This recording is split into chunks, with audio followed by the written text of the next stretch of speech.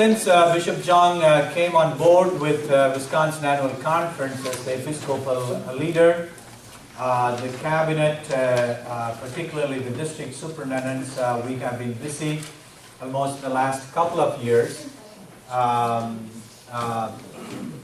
forming district strategy team and also changing the Board of Congregational Development into Conference Strategy Board. And that took place at the 2013 annual conference. And the district strategy teams, anyone here members of district strategy team? We have a couple of people. And they have been meeting once in 4 months to talk about what are the potential places in the region, in the district, for starting either new ministries or starting new faith communities. You must have received a brochure, again developed by the communication department, titled Imagining Wisconsin Anew. So, as an outcome of our collective work, these recommendations for potential places, they come from district strategy teams, and they have been endorsed and approved by the Conference Strategy Board and also by the Cabinet. Some of the places the work has already begun. I will come back to that a little later. So in Chippewa and Heartland districts, we have a couple of people here from that district. The 10 places, they are identified as potential places for starting new faith communities or starting new ministries. Well, what is the difference between new ministries or new faith communities? New ministries could be in a non-UMC presence place. You just start a food pantry ministry. It is not a new faith community. But the hope is through this food pantry ministry, down the road after 5 years, 6 years, or 10 years, a new faith community may be possible. So the new ministries could be Justice and Mercy Ministries. Sometimes we might ask Board of Church and Society to help us to identify justice and mercy needs in a particular location. So Chippewa and Heartland, they have their district strategy team has identified 10 places. The Nicola and Winnebago, they have identified 7 places in their region. And Capital and Cooley, almost 12 or 13 places. And I will come back to Capital and Cooley again. Then metros, we have 10 or 11 potential places. So these places, first of all, I want to say, if you read that paragraph, we are imagining new ministries all over Wisconsin in the coming years. These potential new ministries, including new faith communities, were named by district strategy teams and co-endorsed by the Cabinet and the Conference Strategy Board.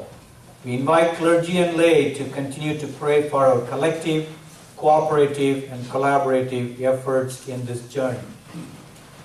Another important information, Reverend Enrique Gonzalez, I'm sure that you have noticed an announcement through the listserv or the e-news. Reverend Enrique Gonzalez is appointed from 1st of July to be the Director for Congregational Development. And he will be entrusted with the responsibility of providing resources and also guidance and leadership to district strategy teams and Conference Strategy Board from July 1. And also it was the intent of Bishop John.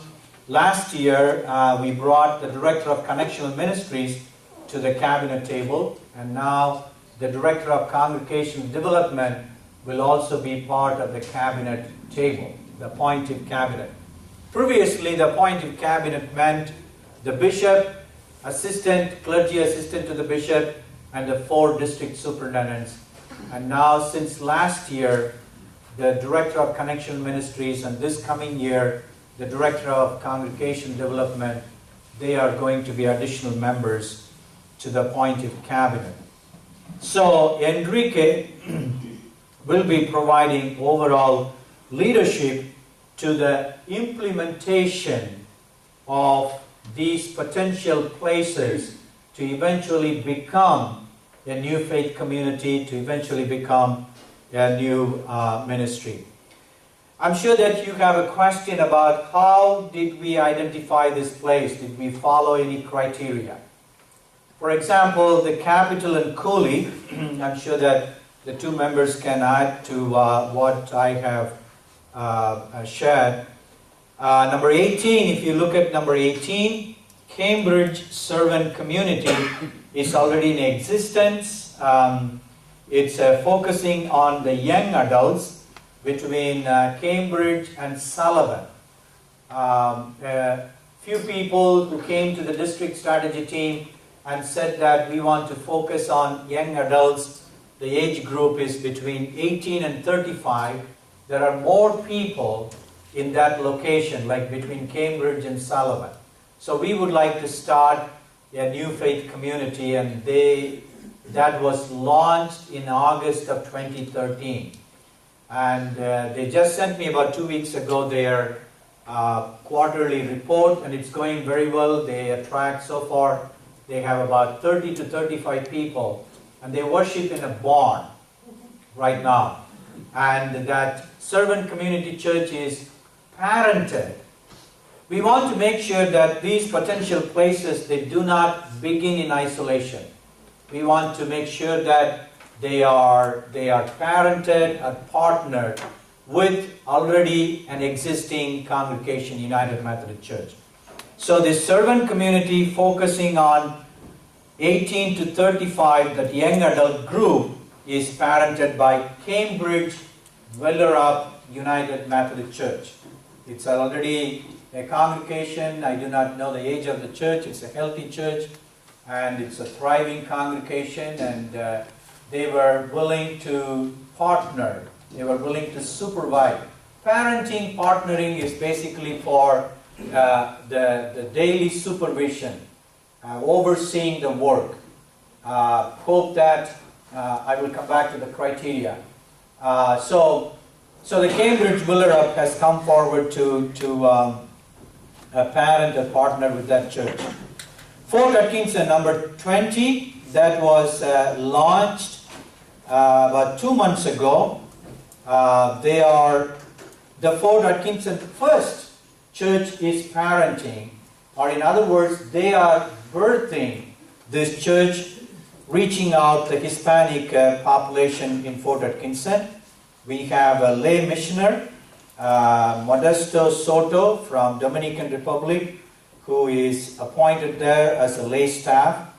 And Russ Fries is providing leadership, and the Cambridge, Brian Cook is providing leadership. So Fort Atkinson and Servant Community, they were already launched, and they are in existence probably a year old.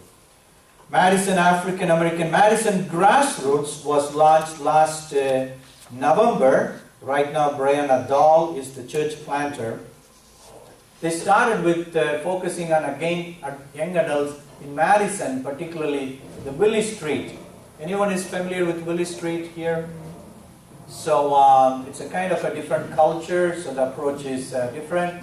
Right now Brianna, the church planter, is focusing on forming small groups in different restaurants in that area. And I would say like 6 to 10 average young people come to these small groups to talk about religion and other church information. Madison Korean, we appointed Ming Hoon Khan from Kansas, who planted a church among student population in Lawrence University. And after 3 years, he was showing interest to come into Wisconsin. I believe that he must be loving the cold winter here. So that's why he's moving from Kansas to Wisconsin. I met with them day before yesterday, 2 little children, and they are so excited. There are 2,000 Korean student population in UW-Madison. And those who have been part of the conference for more than 25 years, you know that Bishop Jung, when he was a pastor, he was instrumental in starting the Korean Madison ministry 25 years ago. And unfortunately that ministry was closed a few years ago. And again with Bishop Jung returning to Wisconsin, kind of a reclaiming the passion.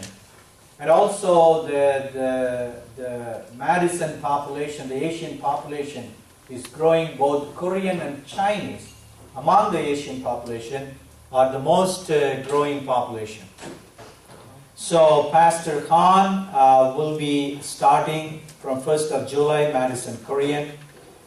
Monroe Hispanic, it's a brand new, the Saturday following Easter, they launched this Monroe Hispanic.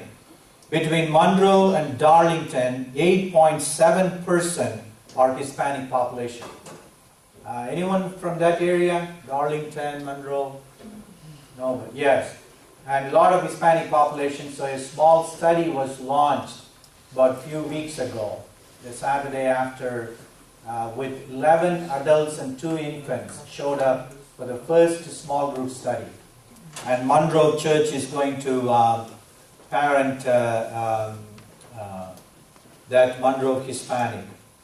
New Glarus was identified by Albany United Methodist Church. Sherman Avenue Hispanic is identified by Monroe Hispanic Church. Spring Green might be part of this congregation. Conversation is going on. And Sun Prairie and Cottage Grove Hispanic, Sun Prairie Second Campus Hispanic, Verona, Pittsburgh, and McFarland, either Hispanic combination or Hmong combination, or just European American faith community. So these are some of the possibilities and opportunities. How we came to identify this location. First of all, somebody brings to the knowledge of the district strategy team, DST team.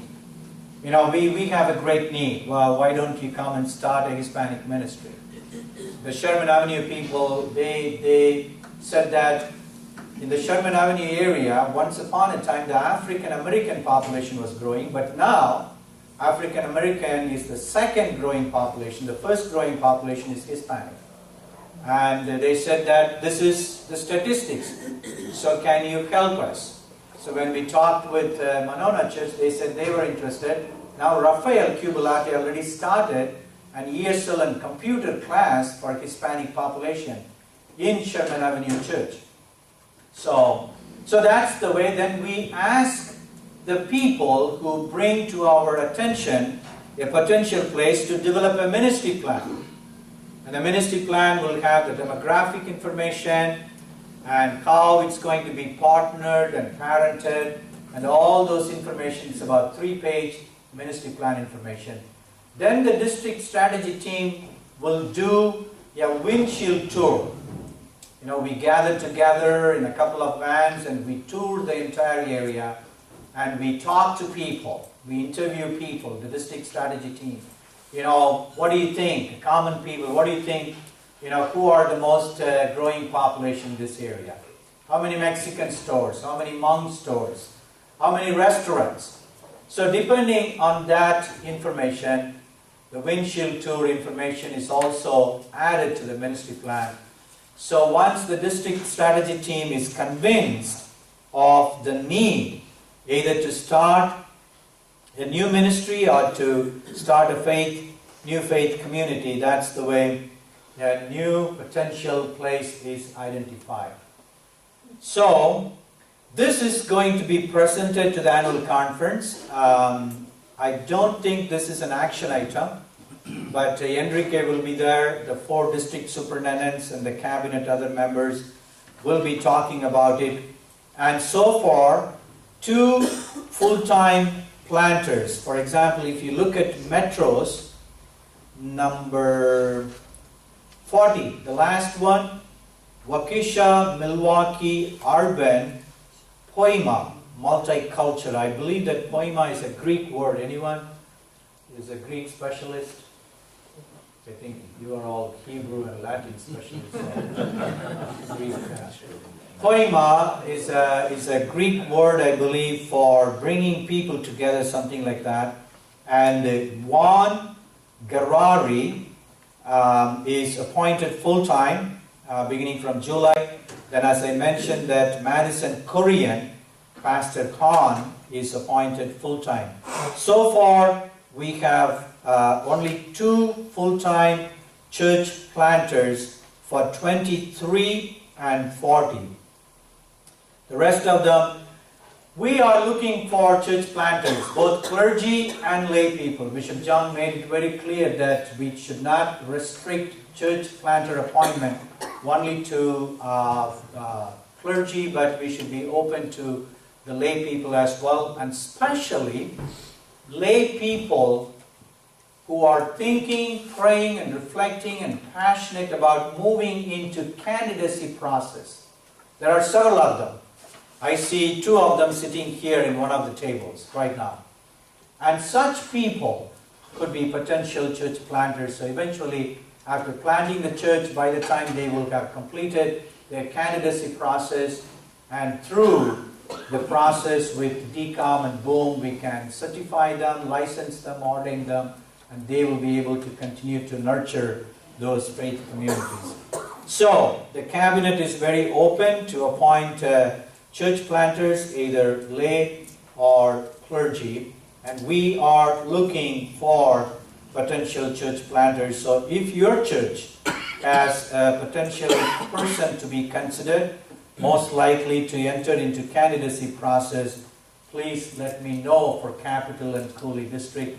And other district clergy, you can let your district superintendent know. The financial piece, I want to mention this year, the cabinet would like to focus on, at least next couple of years, Imagine No Malaria. And the fall of 2015, tentatively the cabinet has scheduled the launching of capital campaign for financially assisting these new faith communities. As I said, when Rick was presenting the budget, you must have seen it's less than $500,000 is given to the Conference Strategy Board for 2015, and this year I believe that it's a little over $500,000. And the Conference Strategy Board is responsible to raise funds to provide financial assistance to the compensation and the other ministry costs for a new faith community. And so far the policy for Conference Strategy Board is they can give a maximum of $30,000 per year for one faith community, new faith community, $30,000. But in order to have a full-time people, at the minimum level, we are looking at about $60,000 to $65,000. If the church planter is a clergy.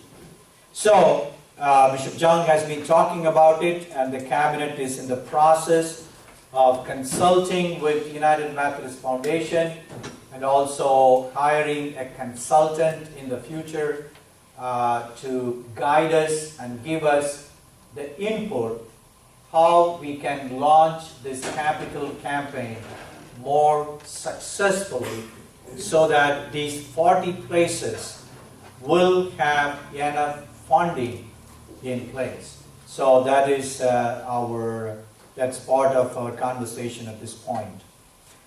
I'm going to stop here and invite some questions. One more. I'm sure that you may be thinking about these questions. What about the existing churches?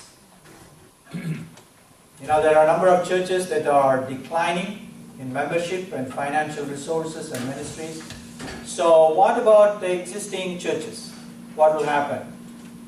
From cabinet perspective, we see this as like two sides of the same coin. On one hand, starting new faith communities at the same time, the conference with the help of DLT, what is DLT stands for?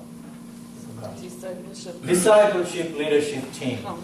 Yeah, please don't go and tell Dan that I asked the question.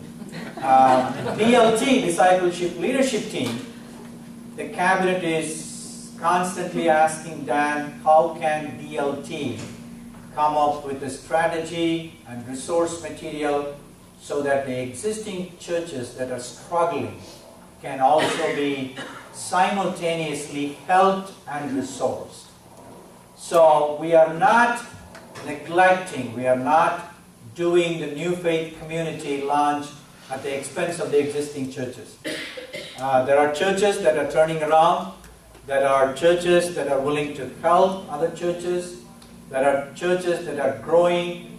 I'm really proud to say that BMC, Basketball and Mount Zion, they have been hosting this 6th year in a row leadership event. How many of you have been to BMC leadership? Several of you. I'm sure that you got benefits. So some of those things are already happening. But at the conference level, the cabinet, the CSB, and DLT collaboratively trying to come up with a plan, and I'm sure that someone from DLT will be talking about revitalization at the annual conferences. Yes, Helen? I just wanted to share from the Board of Church and Society, we will have some resources available for all our local congregations on organization for community change, so on Justice and Mercy Ministries. We have a grassroots toolkit, and it's an area we are currently training board members so that we can then actually be resources to bring training to local congregations. So, thank you. And that is to work with existing congregations. Yeah, the cabinet is always looking for some resourcing places, like now Board of Church and Society, DLT and CSB, and other places. And this year onwards, we have made so far 47 moves as of last week, beginning from July. At least 1/3 of the pastors, first time they have asked, I want to go to this new church with this ministry plan, but I need a coach. We're not talking about the mentor assigned by DCOM or BOOM. It's a different kind of a coach, helping the pastor to connect with the ministry plan, and connect with the needs of the church. The cabinet, we are trying to come up with a funding plan for assigning at least 12 to 15 coaches this year. That's a positive momentum, and this is for revitalizing the congregation. The existing churches that are interested to turn around and become a thriving church. And so the cabinet is trying to find all avenues to help the existing churches when a need is expressed. So I'm going to stop here, and if you have any questions on this Imagining Wisconsin Anew, these 40 potential new faith community or new ministry possibilities. Number 19 is usually only done because it came Cottage Grove, Toby Creek, and before such growing communities around Madison. So to me, DeForest needs to be knocked off. We tried that once before and only got five people that wanted to go to a Methodist church. So I don't know why you guys are trying it again. But Well, it's only 15 minutes away from our church. Yeah, eventually, if that's the case, then, if we start a small group in DeForest, and if that small group is likely to emerge as a faith community, we are not going to start a faith community. We will ask the small group to be part of Arlington UMC.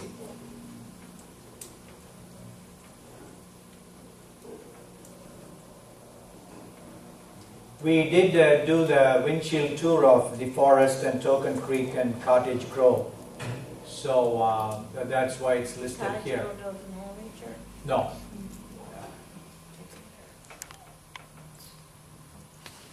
Between Sun Prairie and Madison, there is no United Methodist presence. Yes, there it is. Cool. What is the church? North Windsor. Well, not Windsor is there, but I'm talking about the 151. Not Windsor is on 51. I'm talking about Sun Prairie to Madison, that 151. But how is North Windsor growing? How many years, North Windsor? I don't know, I don't keep track of them anymore.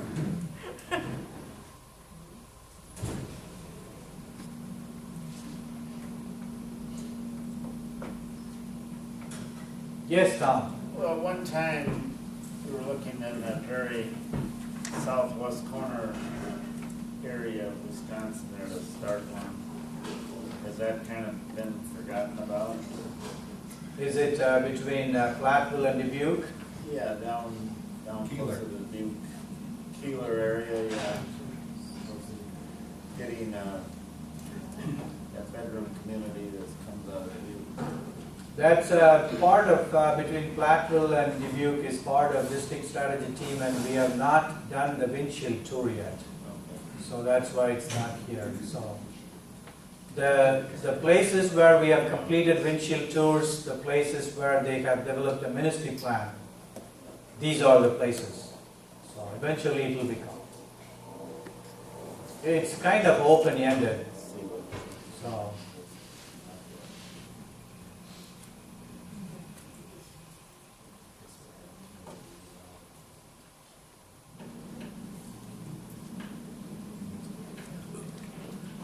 Other thoughts or questions?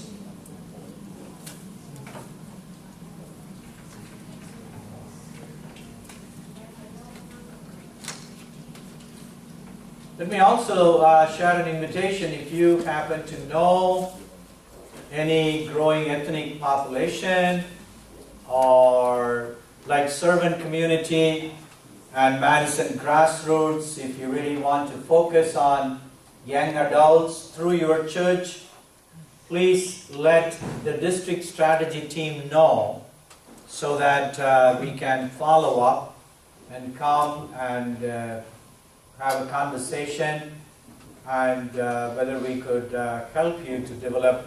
For example, Jefferson, that's a good example to cite at this point. Jefferson Emmanuel is also going to be part of Cambridge Willeroy, because Jefferson wants to start totally a different worship service, not like the traditional one, and they started one, and now it's called Church in the Basement. Church in the Basement, and they have about 22 people on an average. They come very regularly, and they come to basement of the church, but they do not want to come to the real sanctuary. They don't like bulletins, they don't like organ. It's like they sit in a circle and everything is in a dialogue or a conversational worship. They choose their own hymn and they discuss the hymn. Do you ever discuss the hymn before you sing? You just announce and sing, but they discuss the hymn. And before and after, it's very, very, very, very informal. In the middle of the song, when I was there, somebody stopped the entire singing. But you cannot do that in a worship on Sunday morning. Thou shalt not stop the singing. Right? Especially when you sing Amazing Grace. That has to go in full flow. They stopped, and he wanted to pray. And only at the end, I learned that he was a kind of a mentally challenged person. And this happens every time he stops the sermon. So it's very informal, and they are continuing. And they started with 6 or 7 people, and now they have 20, 22 people on a Saturday evening. And they are not, whenever they want to meet, they just meet. It's not like Thursday or Sunday morning or Saturday. When I was there, they met on Saturday. Sometimes they meet on Tuesday. Sometimes they meet on Friday. So they go 1 week at a time. Is there a song, One Day at a Time? Something like that. So they really follow that song very faithfully. 1 week at a time. So next week, when are everybody is available? Oh, majority of them are available only on Friday. So next week we meet on Friday. So they call themselves Church in the Basement, CIB. They call themselves CIB. So we are willing to help such congregation because we are living in a 21st century world and context and culture. So there is a creative way required to do church differently. So if you are thinking of something like that, please let district strategy team know, and let us see how we can be a source of help to start or to jumpstart some new ministries in your neighborhood.